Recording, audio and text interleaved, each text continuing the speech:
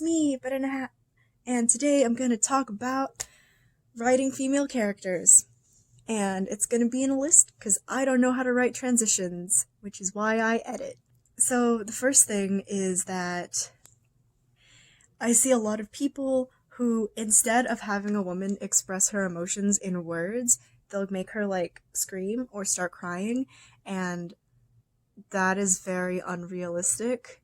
And even if it's something very upsetting that's happened, you scream or cry when you just don't have the words left. And I see a lot of this is when you cry because you're a good woman, or you scream because you're a rotten, rotten woman. And that's just not how you express your feelings in real life. So, a more realistic thing to do would be to make your characters start speaking, but just like slower. And they'll lower their voice, and maybe they'll even get close to you. A lot of times they'll take on this nasty, sarcastic tone. They'll stick their jaw out defensively, and they'll just tell you that they are so tired of dealing with seeing writers who don't know how to write female characters, and they just want more.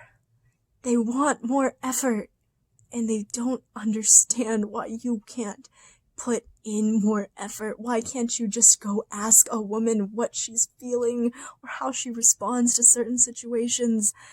Why don't you understand? Number 2, it's okay to have weak female characters.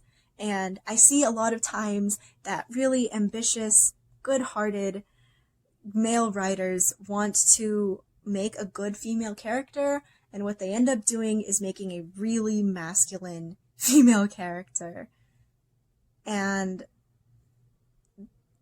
it's just okay to write a weak character as long as they still have motivations. And I think that giving them motivations sort of absolves you of the guilt of writing a female character who might be irritatingly weak or helpless. Why is she helpless? If she's timid, why is she so timid? Who hurt her, you know? Don't make it her dad. That's overused. If she cries a lot, what's keeping her on edge all the time? If she screams a lot, what is she scared of? Why is she so angry? What gave her that angry disposition? What makes her feel like she can't be heard or can't express herself through normal conversation? Character motivations are key.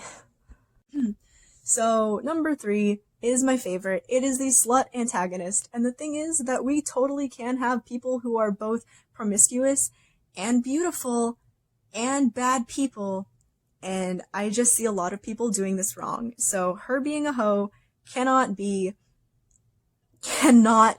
what makes her evil, and it cannot be what indicates that she's evil.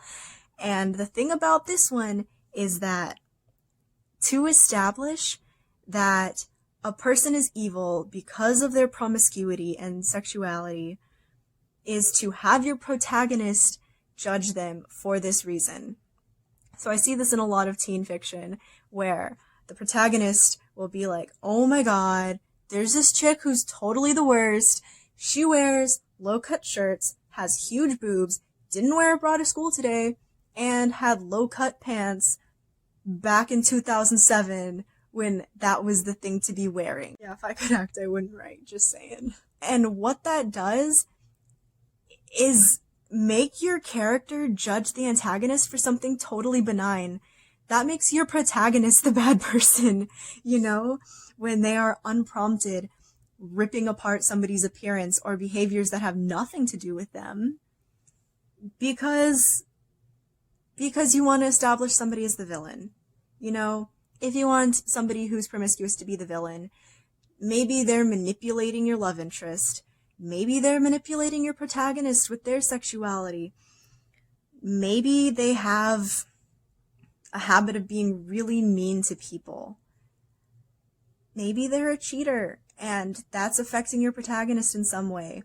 But the main problem I see is, when you establish a slut antagonist, they have nothing against your protagonist, and it just doesn't establish tension at all. All you see are two people who likely have the same goals, who maybe want the same romantic attention, or maybe both want to be seen as beautiful, and one of them is the good guy because she's wearing modest clothing and is repressed, and the other one's a bad guy because she's motivated and going for what she wants. And that's not a good look. Be careful of the she didn't know she was beautiful type characters. I see two versions of this usually, and the first one is that she's beautiful and naive, and so a man has to show her how beautiful she really is. That's iffy. I think a lot of times in real life, if a woman is traditionally beautiful, she's very aware of that and is constantly made aware of that by the people around her. The other sign I see of this, or the other version I see of this, is she was beautiful and didn't know it, and that is because she's a good person.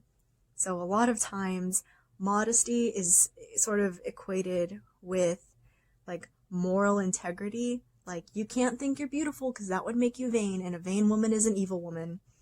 And these characters are usually pitted against slut protagonists, which we already talked about. So, if your character doesn't know she's beautiful, at least give her a reason for that. Like, most of these just give characters a reason. This video could have been 3 seconds long. Experiment with stereotypically feminine traits. This might seem counterintuitive, I think, to a lot of people, but the thing is that when you want to write a woman, it's often in your favor and will often come off as more original if you do give her some stereotypically feminine traits. Like, maybe she's super loyal, maybe she's very willing to make sacrifices for those she loves, maybe she feels burdened with some responsibility that she can't handle alone, maybe she feels responsible to take care of everybody in her life, maybe she's just a sucker for diplomacy. Womanly stuff, you know how it is.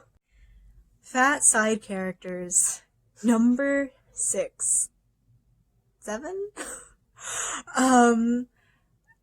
Fat side characters have been done a million times. This is true for men as well. If your character is fat and vulgar, ask yourself why. Is it because you think a fat woman is not an interesting character? If your fat woman is really crude and coarse, ask yourself why. Is it because fat women can't be kind and have to be comic relief? This is coming off as really condescending, and I'm sorry, but in all honesty, if you're writing a fat character, please just address why they are vulgar. If you're going to write them as vulgar, is it based in insecurity? Is it because they grew up in a household where that was normal? Is it like a running joke between her and your lead? A fat vulgar character has been so overdone that I honestly would recommend leaving it out. Like, please give me some diversity. Number 9. If you're writing a woman that looks and acts and functions as a child, consider just writing a child. I see this a lot in people who are trying to write love interests. Disgustingly so, where a woman will just be very, very infantile. Like, maybe she's really pouty, maybe she's really, naive, and she's paired with a man who's more experienced than her. A lot of times, this man is not spectacular in any way. He's not rich or particularly smart or charming, and because she functions as a child, she is attracted to him. And this is true in real life. A lot of men who are not rich or particularly talented or charming are able to seduce children. And that's aberrant in a lot of ways. And I don't think it should be glorified in your piece. And in many cases, this is like a fantasy fulfillment. Like, you yourself want a naive and inexperienced woman because you feel like maybe you aren't enough, or you feel like with an experienced woman you'll be compared to other men, and the thing is that that's almost unavoidable in real life, and it is absolutely avoidable in fiction. You know? A woman who is very childlike is not a compelling character. Those don't occur often in real life, and when they do, they often have a lot of baggage, a lot of trauma. They're not going to be like an easy person to love. They're not going to like easily trust you. They're not going to fall in love with you and be unproblematic and unburdened, you know? It's just not a realistic depiction of what womanhood is, either as an emotionally healthy woman or as an emotionally delayed woman. Number 10, ask a woman if you are in doubt. If maybe a character is not clicking with you, if you think you've made some sort of mistake in developing her, ask a woman.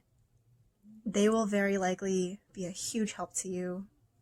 They have insights about problems that you may not have insight on. There are some experiences that are exclusive to those who are perceived as feminine. You know,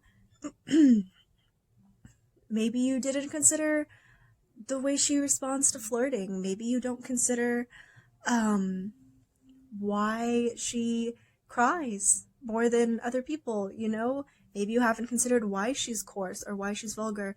Maybe she only acts that way around men in order to fit in. Like, these are all considerations that women have to take in on the daily that are pretty exclusive to feminine presenting people.